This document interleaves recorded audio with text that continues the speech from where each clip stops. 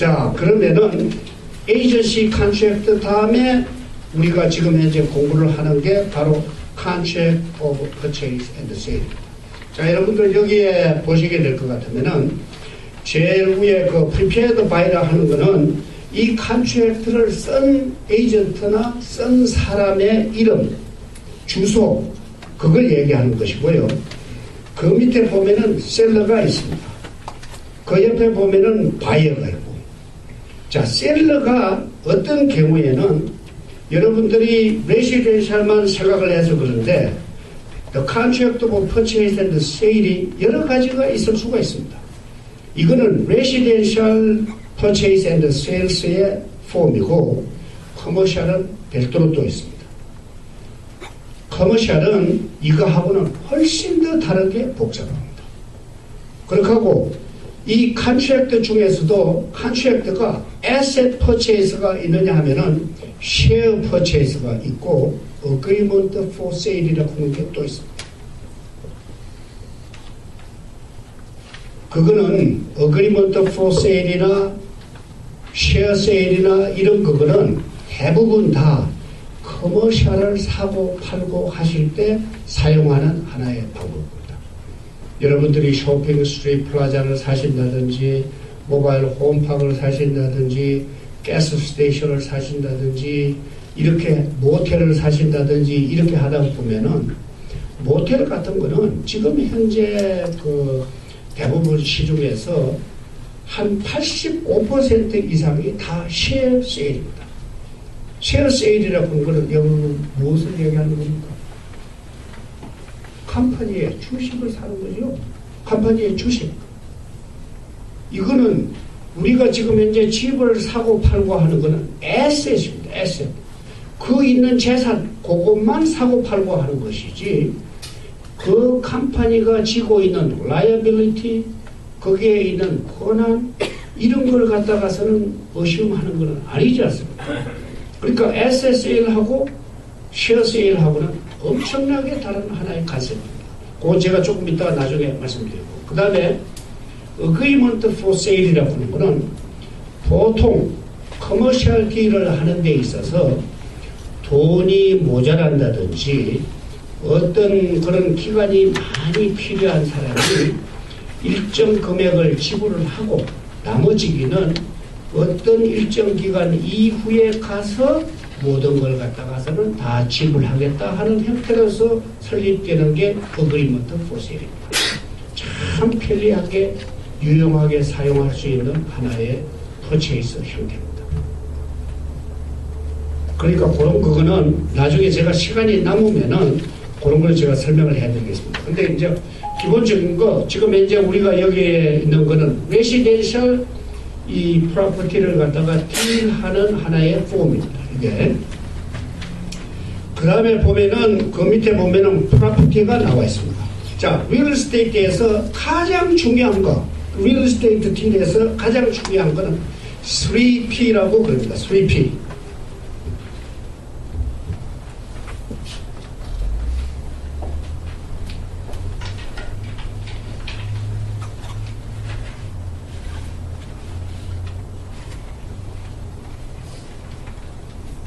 P가 3개라는 뜻입니다. 하나의 P는 property. 제일 먼저가 property. 그 다음에 두 번째로는 party.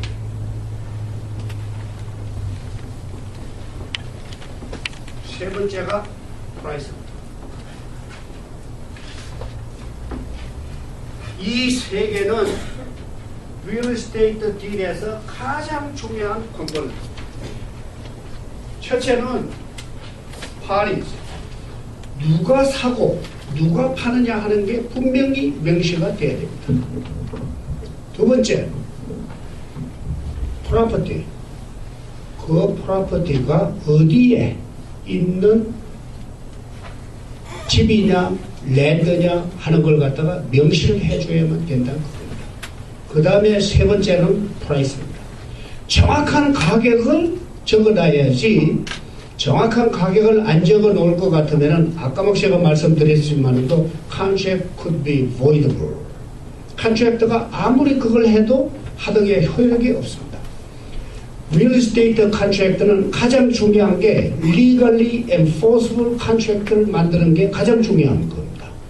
여러분들이 아무리 가격 절충을 잘하고 조건을 아무리 절충을 잘했다 한다 하더라도 만약에 그걸 갖다가서는 법적으로 폴스 해가지고서 컴플리트를 갖다가 못 시킨다고 할 것 같으면은 그 계약은 휴지 조각에 불과한 겁니다. 에이전트의 가장 큰 임무가 legally enforceable 한 컨트랙트를 갖다가 만드는 게 가장 큰 하나의 자격인 겁니다. legally enforceable contract. 자, 그러면은 그래서 프로퍼티를 정확하게 적어야 되는데 거기에 보면은 legal description, PID 이런 게 있습니다. property identification 이게 말하자면은 넘버로 되어 있습니다. 뭐 001, 230, 뭐 456 하는 식으로. 그래서 타이틀 오피스에 가보면은 그 PID에 의해서 그 프로퍼티가 딱딱 뜨게끔 되어 있어요. 어떤 프로퍼티다. 땅은 뭐 8,500 스퀘어피트고 빌딩은 몇 스퀘어피트. 딱딱 나와 있습니다. 그 다음에 리걸 디스크립션 이것도 타이틀 상에 다 나와 있는 걸 그대로 적으면 됩니다. 그 다음에 프라이스가 중요하다고 그랬죠. 프라이스는 정확하게 확실하게 나타내야 됩니다. 그 다음에는 디파짓. 디파짓이라고 하는 거는 일부를 디파짓을 하나 100만 불을 디파짓을 하나 디파짓의 효과는 꼭 같습니다. 아까 제가 말씀드렸죠. consideration, deposit is a kind of consideration을 얘기하는 것이지 디파짓이 없으면 계약이 안 된다는 뜻은 절대 아닙니다. 디파짓은 계약의 하나의 요건에 불과한 것이지 디파짓이 없으면 계약이 안 된다는 부분은 절대 없습니다. 그런데 보통 통상예의 디파짓은 집일 경우에는 10% 하시는 분도 있고 5%, 2%, 3% 경우에 따라서 각각 다르게 되어 있습니다. 그런데 이 디파짓은 보통 레시덴셜 딜에 있어서는 서브젝트가 다 리무벌 되고 나면은 디파짓 되는 게 보통 통상 예입니다. 디파짓에서 여러분들이 가장 중요하게 이해하셔야 될 게 두 가지가 있습니다. 보통 에이전트들이 계약을 할 때 그럽니다. 디파짓 얼마나 할까요? 그러면은 100만 불짜리 집을 사는 거니까 한 5만 불 하셔야 되겠죠. 그러면은 나중에 계약이 잘못되면은 내가 5만 불 돌려받을 수 있죠.